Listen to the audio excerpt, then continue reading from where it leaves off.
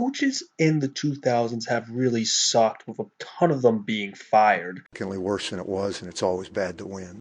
And not only that, when you compare it to a decade similar to the 80s, well, the coaches were pretty darn fantastic. It was such a different world that the Browns actually had a competent coach in Marty Schottenheimer. Now, 30 years later, the Browns have one of the worst coaches in NFL history.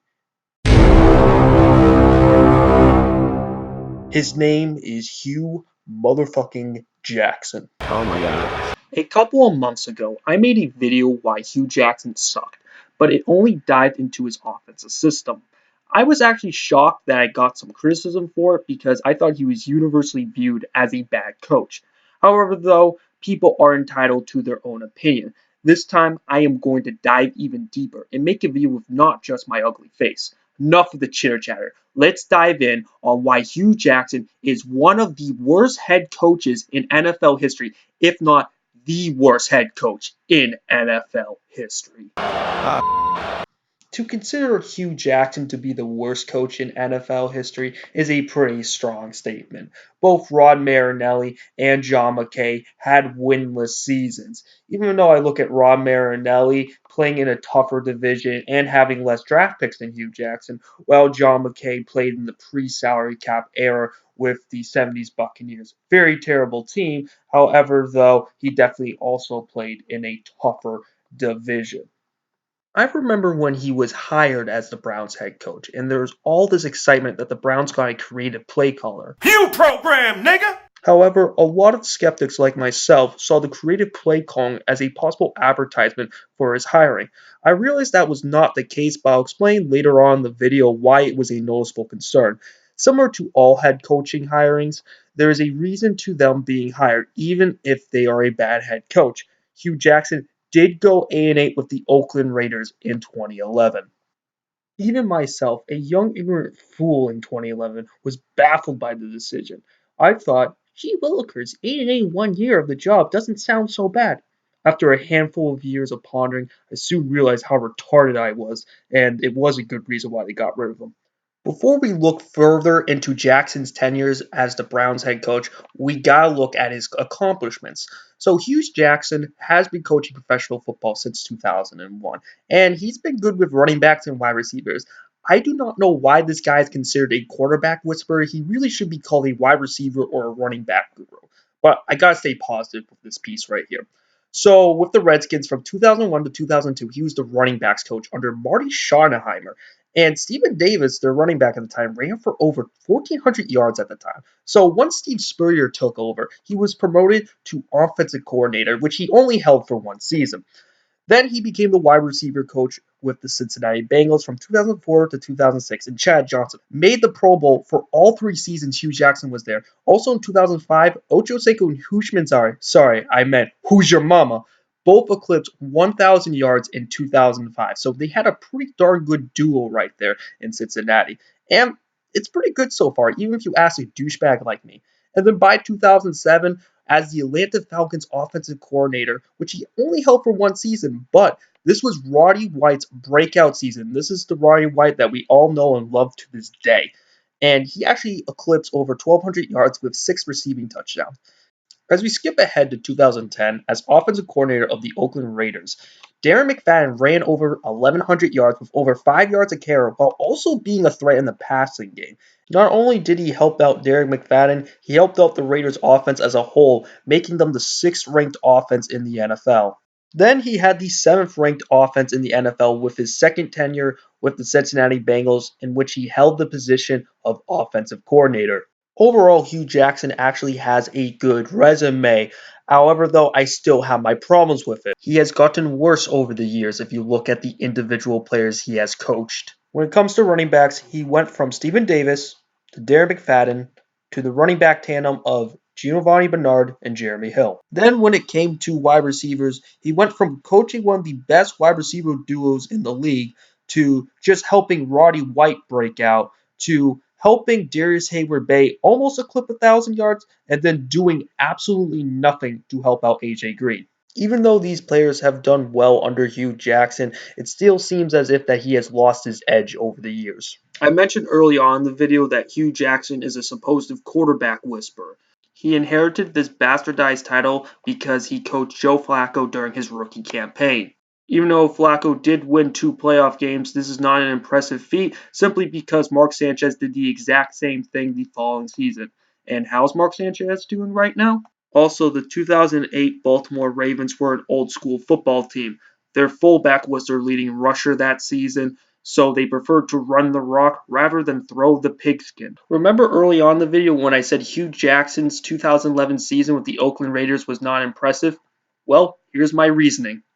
The AFC West absolutely sucked in 2011. Tim Tebow's Denver Broncos went to the playoffs that year with an 8-8 record, while the Oakland Raiders didn't even finish second. They finished third behind the San Diego Chargers. Also, this team was clearly competing, not rebuilding, because the average age of their roster was 33 years old. Plus, this was the same year where they traded for recently retired Carson Palmer at the deadline for a first round pick and a conditional second round pick that could turn into a first round pick. What made this even more dumb is for the fact that they did not have a first round pick in 2011, so essentially did not have a first round pick for back to back years for a roster that desperately needs them. You can't say that this is just the general manager's fault because Hugh Jackson definitely had influence on this trade because him and Carson Palmer know each other from Cincinnati. Calling this a mind-boggling trade is an understatement, but I do have a theory on why they did it. Mark Davis was like, well, we just lost our senile messiah and the world's going to end next year, so... You have nothing to lose, but everything to gain.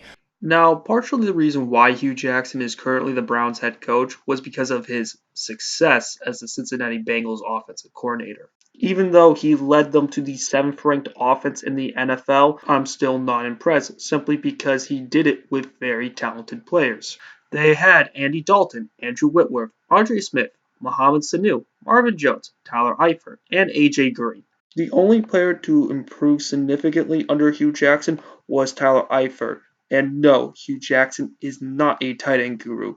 Just look at Gary Barnes' numbers with and without Hugh Jackson. Now, the reason why the Bengals haven't been successful without Hugh Jackson is because of the loss of talent on the roster, not the loss of Hugh himself. Now we come to the Hugh Jackson era of the Cleveland Browns with Hugh's disgusting record of 1-31. Partially the reason why this is the case is coaching is generic and it just plain out sucks. Now let's look at an example of him at practice. This right here is your house. This is your house. And we got to understand, when we come through that freaking tunnel over there, we're coming out here to kick ass. Okay? This is home. And you always take care of home. You dominate at home. Talk about a stereotypical motivational speech right there. You gotta win at home. You gotta kick ass at home. Home is where it's at. Home is where your mother lives. Bakes you cookies. It's really good. You really want those cookies. You know why? Because they're double chocolate chip. That's why you gotta defend home. You gotta really, really defend home, man. Here we go, man. Let's have a day today. Let's get better, huh? No, coach. I want to get worse because I'm a stubborn asshole. For the next clip, I want you guys to decide what wide receiver Corey Coleman did wrong here. Did you think this? Better, but listen to me. That's better, but listen to me. When you you know it. You get one move, you gotta run like a son of a gun. Come on. He's correct right here, but it's a blatant tip. Overall, his coaching is way too simple. When it comes to the games, it gets even worse. Let's take a look back in 2016 when they faced the Bengals. Come on. Thanks, coach. That's really good advice right there. Let's coach him up, coaches. Here we go. Out of all the douchebags in the world, you are the last one to say that. When I watch Hugh Jackson coach, I feel as if I'm watching a fan right now, reacting to his sports team doing poorly. It's not like he's a head coach or anything. Let's see if he improves next year. This league's about completions, baby. All about completions and taking care of the ball, as you know. Nope. Come on, be smart. Take care of the ball. Let's go. No fucking way. For Cleveland quarterback Deshaun Kaiser, that was easier said than done. Kaiser under center, play action fake to Crowell, looking down the middle of the field, throwing up in the air, picked off. The narrator roasted Hugh Jackson. The fucking narrator. The worst of all is Hugh Jackson only talks to the quarterbacks on the roster. And my God, do they suck. Here's Kaiser rolling, throwing, and that is intercepted. I see why they call him the quarterback whisperer. It's because he only talks to quarterbacks and you don't know what the fuck he's saying. Did you look back on the other side? I didn't. I didn't have time. Okay. I didn't have time. All right. Okay. Imagine if Bill Belichick only talked to Brady. Speaking of a quality coach, look right here. Bill Belichick is talking to a plethora of players, and this is partially the reason why he has been so successful over the years. To top this off, Bill Belichick is the antithesis of Hugh Jackson. Given the nature of this presidential race, Seattle. did you find it Seattle. helpful to talk to your Seattle. players about this? If any of your players talk to you about this, are there any Seattle. concerns about any locker room rancor as a result of this? Here's an analogy for you. Imagine if a teacher is only teaching one kid in the class and all 29 other students aren't being taught whatsoever. Maybe Bill Belichick's too high of a standard to compare to. Let's compare him to Pete Carroll. Pete Carroll is doing the exact same thing that Belichick is doing, communicating with the entire team. And we all know he can be a little bit of a bimbo at times too.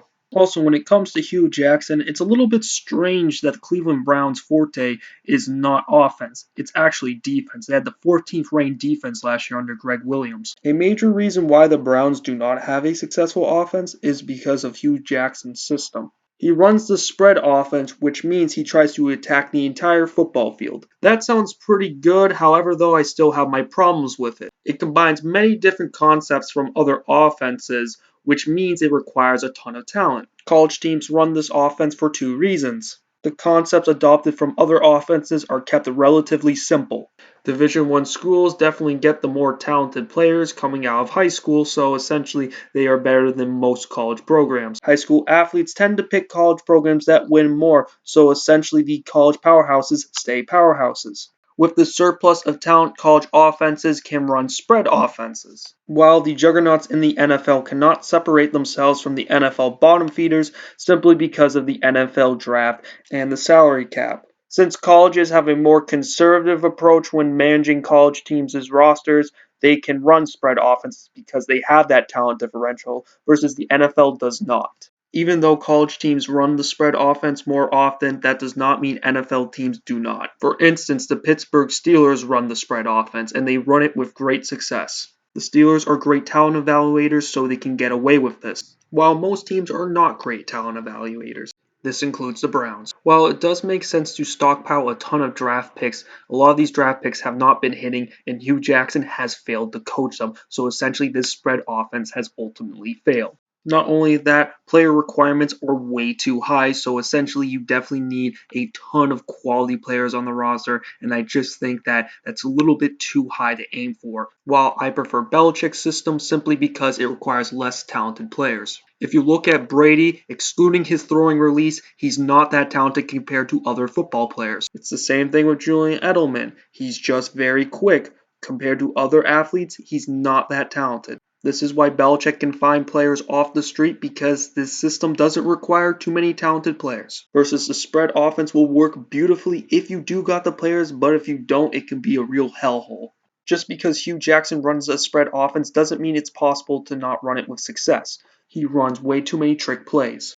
Trick plays can work great if they are used seldomly. Also, they do not always work. They should also only be used when your offense is struggling. So essentially, Hugh Jackson's offense is always struggling. And at the NFL level, players are much faster and smarter, so they essentially can see the trick coming and react to it quickly. Hugh Jackson has essentially...